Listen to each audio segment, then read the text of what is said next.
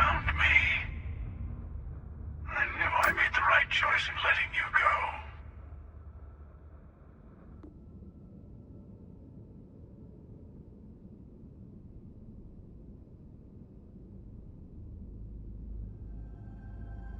You did. Now it's all starting to make sense. You should come aboard. There's another Starborn here who is very interested in meeting you. I can speak for myself. Constellation ship, you weren't invited to this meeting, but much of our conversation has been about you. It's only fitting you should join us. I will personally guarantee your safety as long as you come in peace. And think of it as a ceasefire meeting. Your one shot at getting those answers you must desperately want.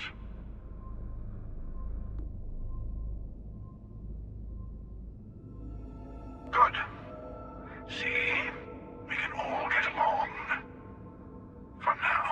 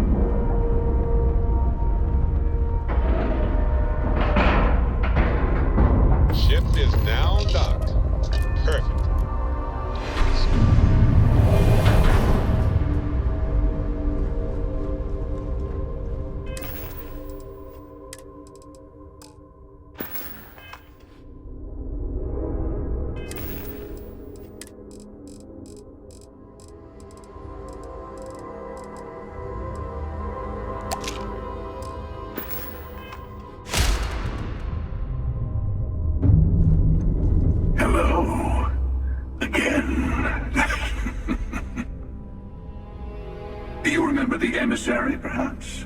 And their ship, the Helix. I believe they ambushed you above Neon and demanded that artifact you worked so hard to gain. Thank you for the stellar introduction. Your success is unprecedented. Before you came, we were just discussing how continued use of force against you is unwise.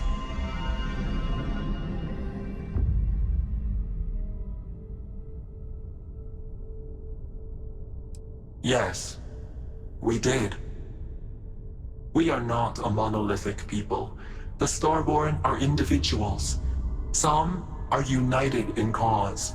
Others are in it for themselves. We are all in it for ourselves. Some of us are just more honest. The emissary threatened your ship, demanded you hand over your artifact. How is that so different from what I did? We needed to warn you off. Every encounter with one of our kind could spell disaster. For whom, exactly? I say whoever can collect them should.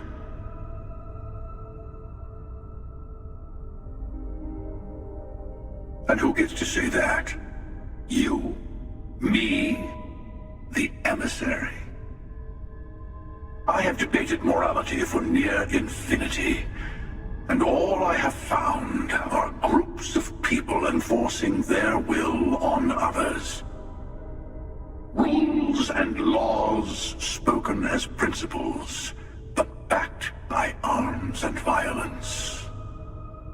Enough. We have more to discuss. The Unity.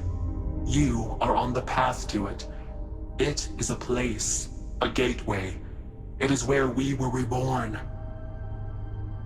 You've really come a long way since the Welcome to Constellation speech, haven't you?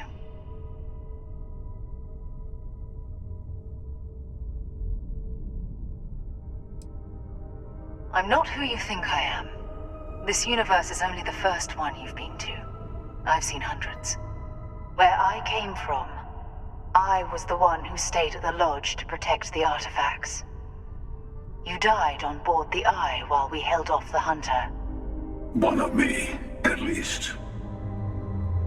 I collected the remaining artifacts, and they opened the way to the center of my universe, and the doorway to an infinite number of others. That is the Unity. When I stepped into it, I became a Starborn. It's how I've entered other worlds, including yours.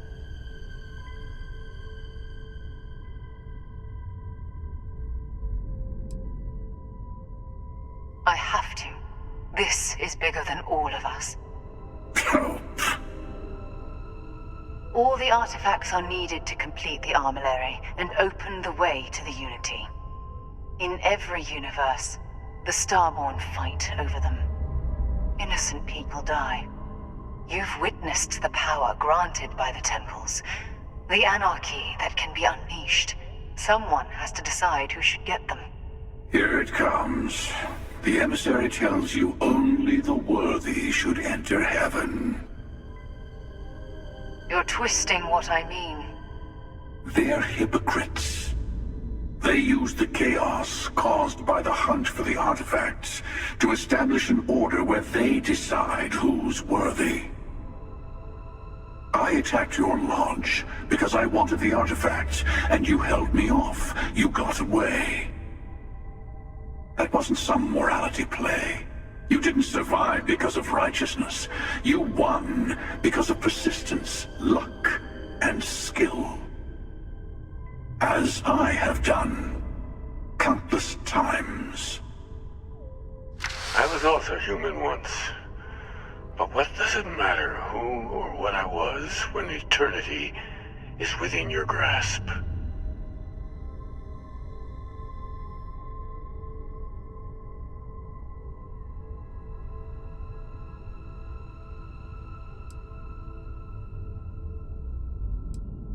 You mean yet? Go through the Unity 1,000 times and you'll gain a better perspective. I have hopes for you. Higher hopes than the other members of Constellation. They all end up like the emissary. You've never come this far. Not in all the universes I've seen. The path to the Unity is opening to you. You're going to tip the scales one way or another. Better your hand be on one of our sides.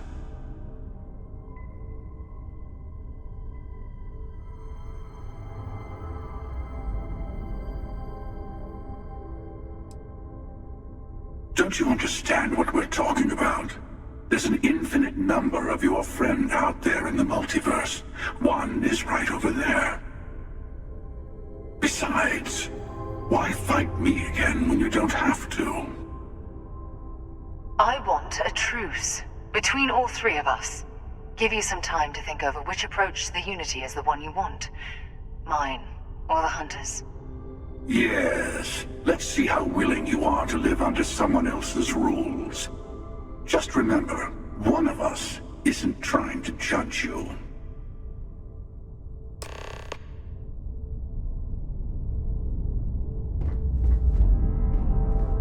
You might think the emissary is on your side, but your persistence is what forced them to tell you the truth. Remember that. Whoever created the artifacts and built those temples is playing a game with us. One whose prize is access to the center of all creation. There are no rules, gets all the pieces wins. And I've won. Over and over. I don't kill for the Unity. I find the easiest pathway to it. I've simply found that it's the quickest way. Talking, forming alliances, waiting for the right moment to commit theft. It's all so... I'll admit, you getting away has been the most interesting thing to happen in quite some time. As soon as I realized what had happened, I knew I needed to wait until this meeting with the emissary to decide what to do about it.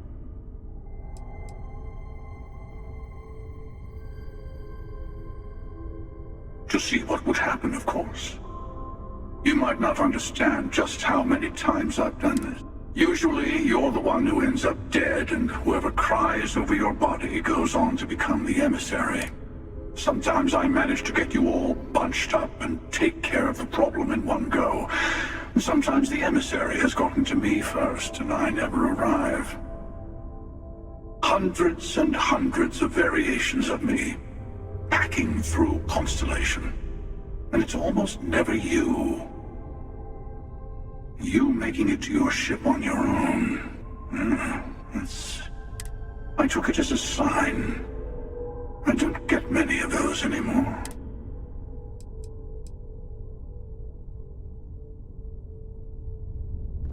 I'm sure I'll tell you everything I can. It's not an easy experience to describe, but the Unity will speak to you. Offer you the chance to become Starborn. You will be leaving this universe behind to be reborn. Everything you were before will be gone. Maybe that's why it offers the choice. Compassion? Or is it testing us? Different. I never know who you are when I meet a new version, but so much of you stays the same. It's hard. But each universe is precious in its own way. Mine will never have its original you in it again, as yours won't have its real me. You've seen the terror the Hunter causes.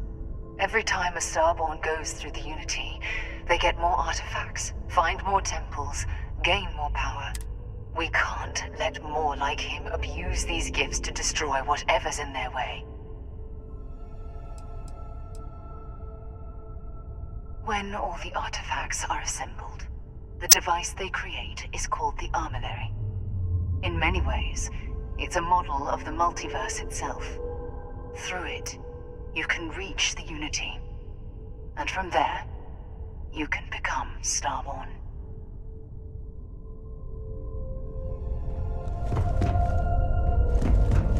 Before you leave, I want to give you something. A way to another artifact, but also a lesson in how dangerous they can be. Seek the moon of Old Earth. There are secrets there you must discover for yourself, here, to open the way.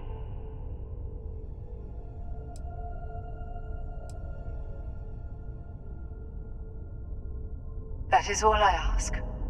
I hope you see what I have seen. You should also talk to your colleagues in Constellation. I am sure they have gathered more information on the remaining artifacts in the fringes of space. Part of me wonders what they will all say about what you have learned. But I will leave that to you.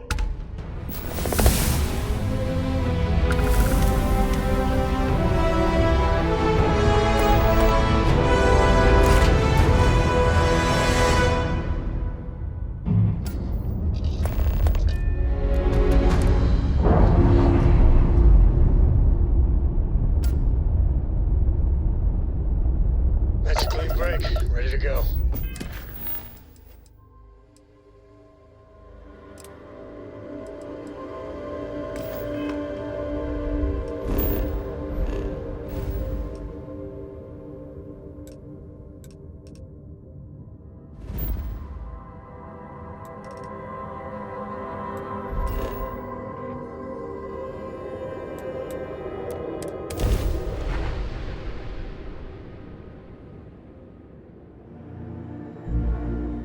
Landing gear's ready.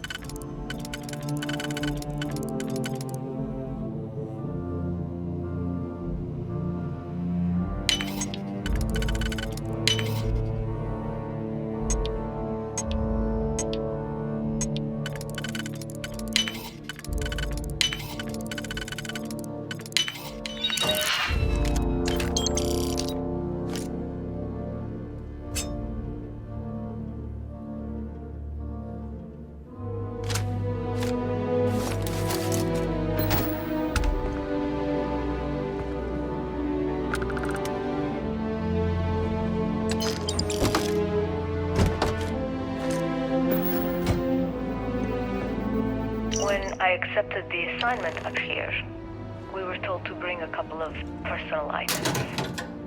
Some psychological study said it helped when you're away from Earth this long. I brought my grandmother's old abacus. I would play with it on her lap, and she'd teach me the Russian for all the numbers. She, just got word that she passed. The next shuttle isn't for 3 months, so I won't be able to go to the funeral. Goodbye, babushka. Thank you for teaching me math. It brought me to the moon. Okay, confession time. Being single on a moon base is the worst. I only get like an hour to use the communication link to Earth every couple of days. And let me tell you, there's long distance dating, and then there's like long distance dating, you know? Oh, hey there, I'm a scientist, steadily employed, willing to take you out for coffee in like 6 months when I'm back from space. It's not a great opening line. You seriously can't get a date? You're an astronaut. Hey, no one asked you. Nova Galactic Project Log, Principal Engineer Lang Shu.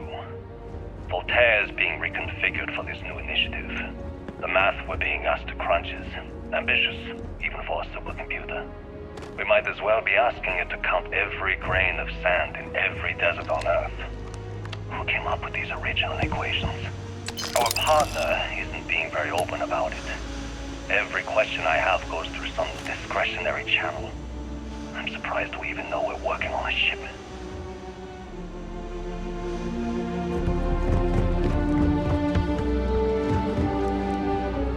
You ever get jealous? You know, the crew in the shipyard? Building the actual vessels that are gonna travel the stars? We're literally on a base on the moon. Oh, come on, Sabina. I'm trying to share my dreams here. Well, your dreams are always out there and never here where the rest of us live. Can't you just be happy doing your job? Where's the fun in that? Voltaire really is something else. A supercomputer so powerful they put it on the damn moon to keep it cool.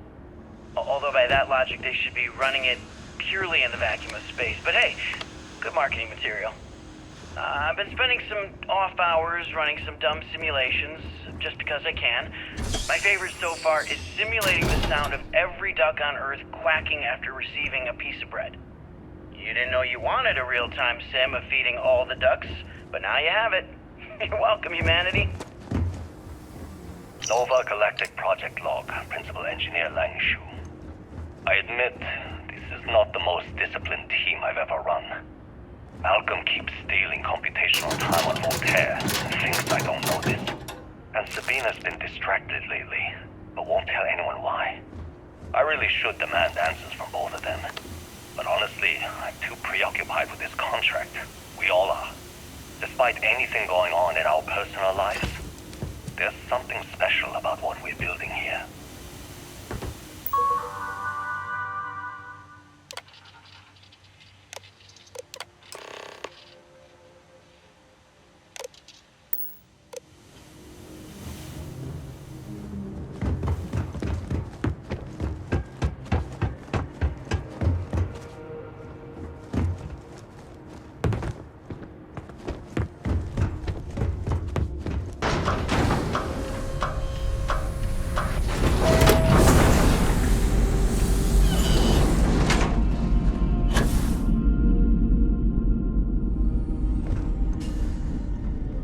Engine spin-up time almost complete. Total time 5 minutes 22 seconds. Right on schedule. How are the helium-3 valves holding, Nova? We double-checked the leakage concerns this morning before the launch. All signs green. Any changes to the calculation sequence from Voltaire? No changes since we uploaded the last figures yesterday. It's a clean shot from here to Jupiter. One day the computer will be on board the spaceship. Just imagine that. One miracle of science at a time, Canaveral. Counting down in 5, 4, 3, 2, 1.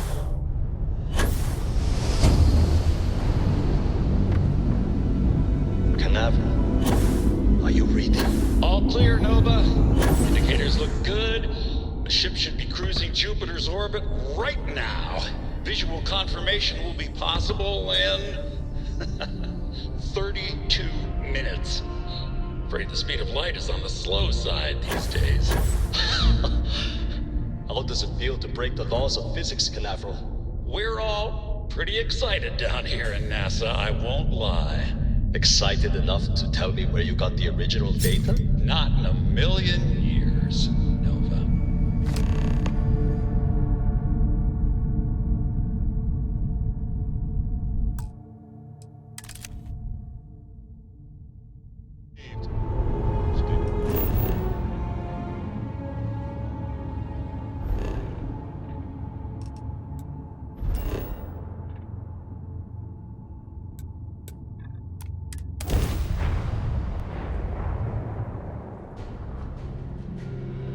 Landing gear. Check. Thrusters. Check. Excite. Clear.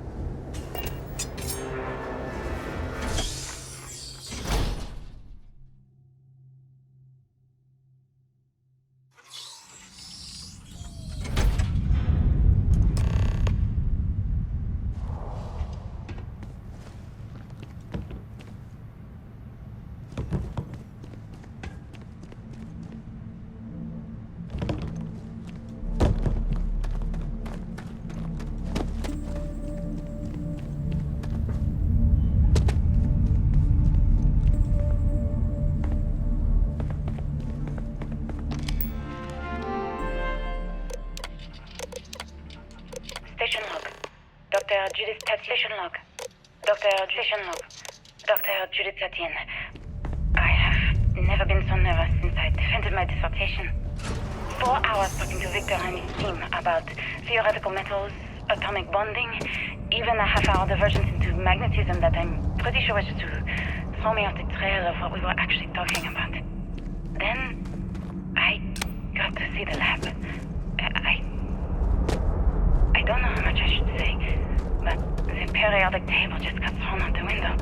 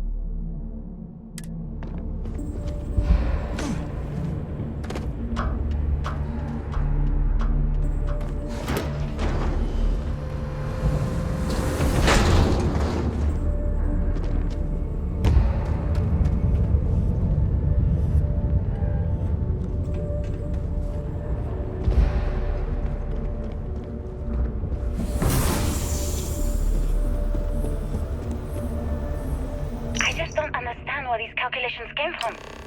There's something wrong with the math? I think it's quite straightforward. That's not what I'm asking. We've had no success extracting even a sample of material from the object. No explanation for the gravitational effects, no motion graph to explain its harmonic frequencies. I can't even establish a melting point. Judith. But you've had me building these prototype colliders for months. And now you want me to pump helium-3 into it based on this equation you've written on a goddamn napkin? I just need you to trust me. I have been trusting you. We keep slamming our heads against a brick wall, getting nothing. And you keep coming up with something new to try. Like, you know what's going to happen.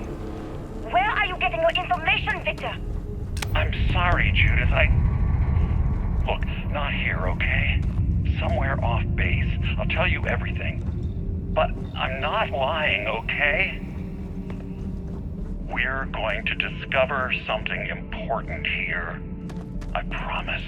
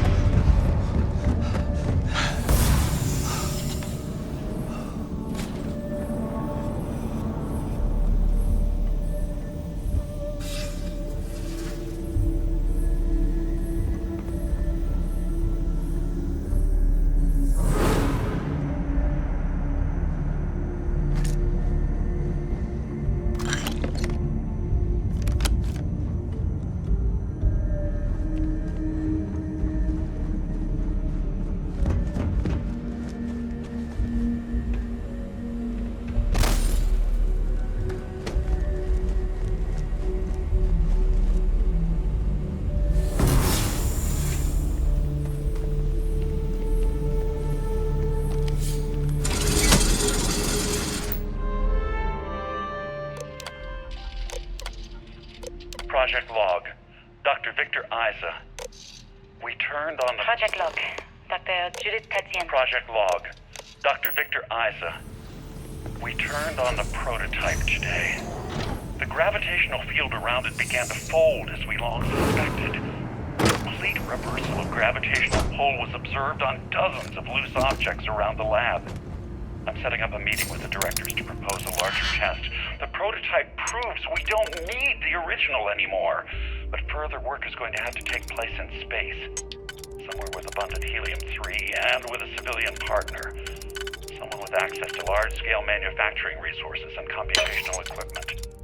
Engineering gravitational folds pulling the far side of the solar system closer to us? It's all going to be possible.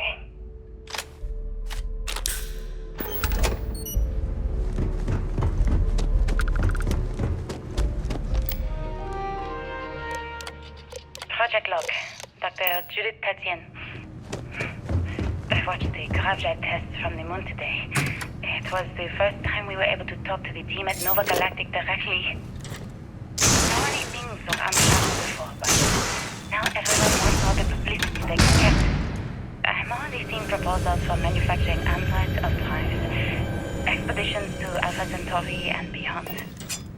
It's also overwhelming and worrying. It could take years. Decades before we know what all these side effects of operating a crab drive can be. But no one wants to hear that right now. Like a bunch of pioneers racing towards the edges of the frontier without knowing about the grizzly bears in the mountains.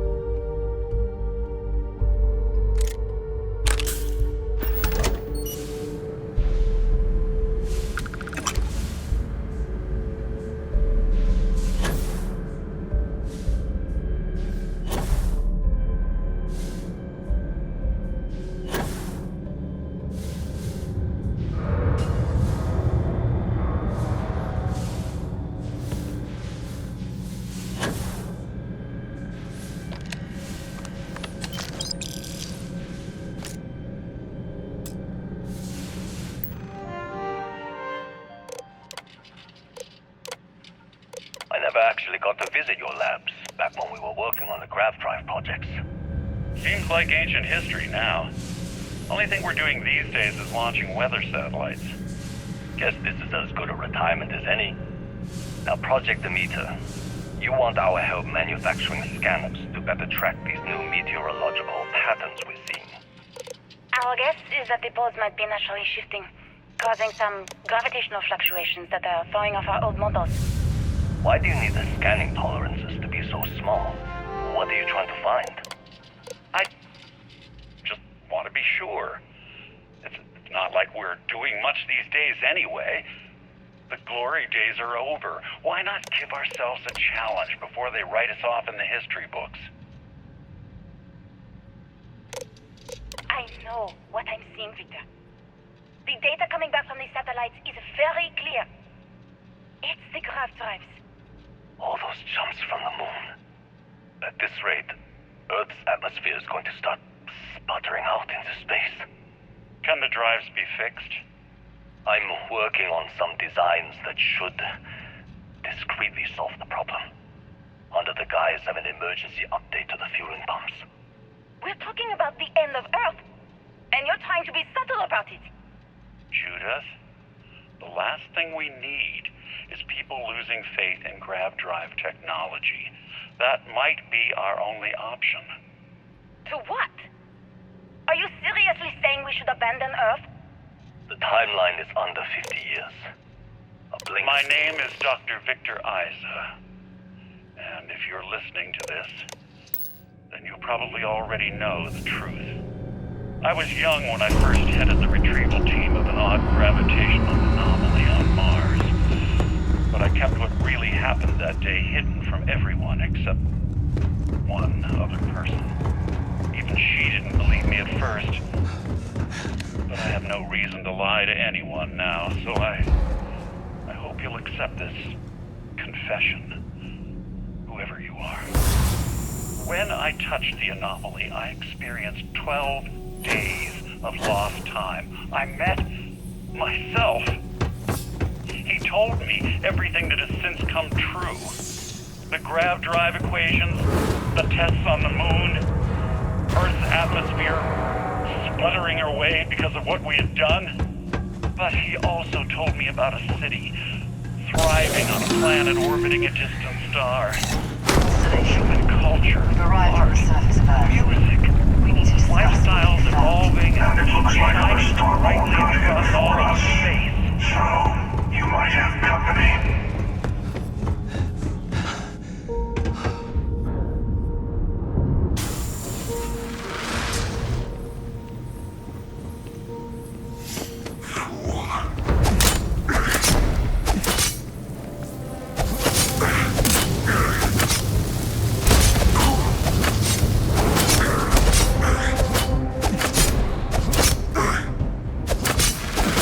Eagle lines of the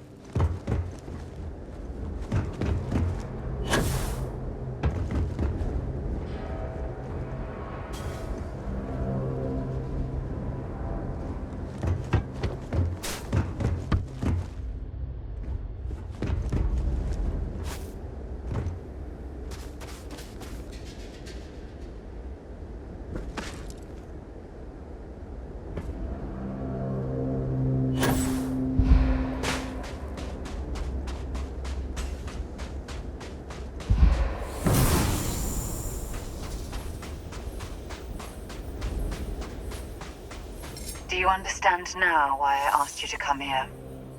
The artifacts unlocked the secret of interstellar travel, at the cost of Earth. An easy trade, honestly. Why have one world when you can have all the settled systems?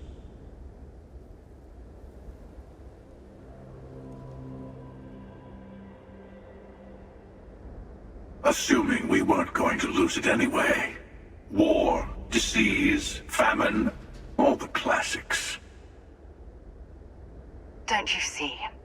The power of the artifact forced humanity to the stars. They didn't get to make a choice. How many would have chosen Earth? What gave Victor Isa the right to choose for them? You see the hypocrisy in what the emissary is saying, right? They don't want to rob people of their free will, but then they steal the artifacts for themselves.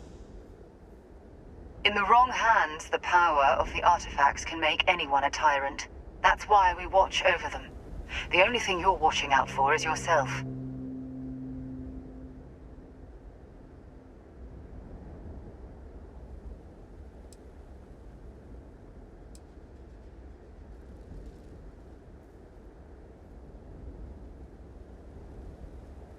Don't be a fool.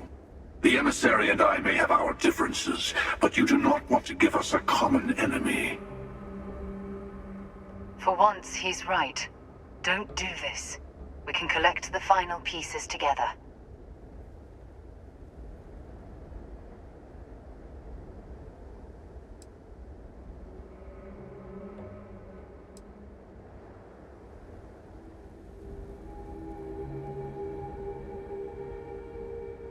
Well, look at that. The emissary just became my new best friend. You've made your choice. When you're ready, the Hunter and I will be at the buried temple. That's where we'll settle things. Meaning, we'll kill you. But hey, at least we'll wait. The final round doesn't start until there's only one artifact left to gather. And if I'm not mistaken, Constellation has one or two to go.